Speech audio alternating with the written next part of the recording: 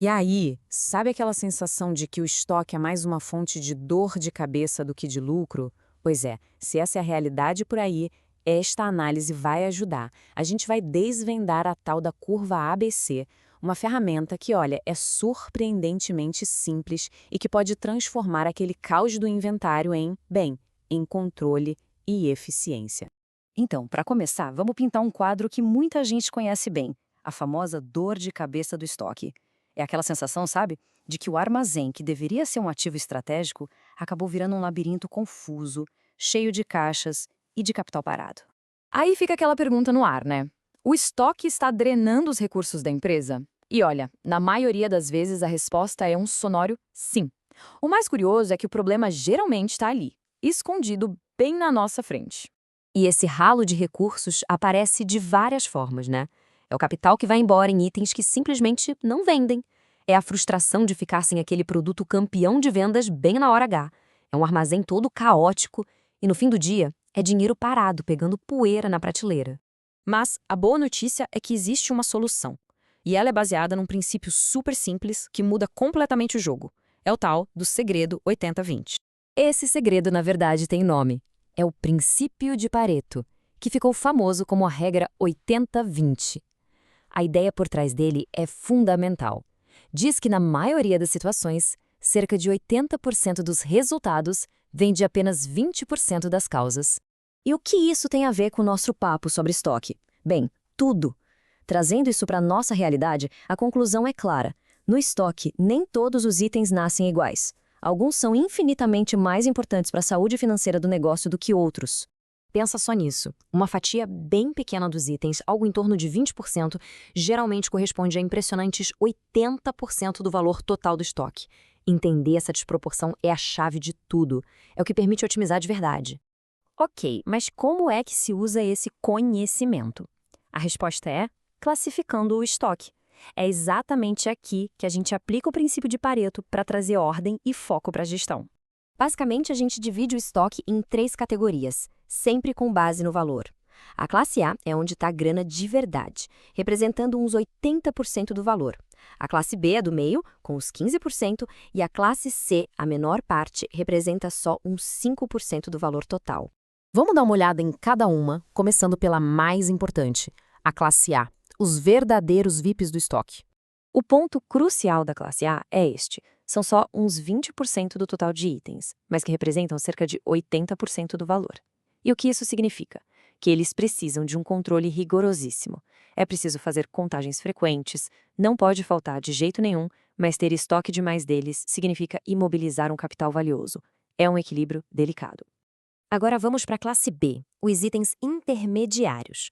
Eles são literalmente o meio termo. Formam uns 30% dos itens e correspondem a mais ou menos 15% do valor. Eles são importantes, claro, mas a gestão aqui já pode ser mais moderada.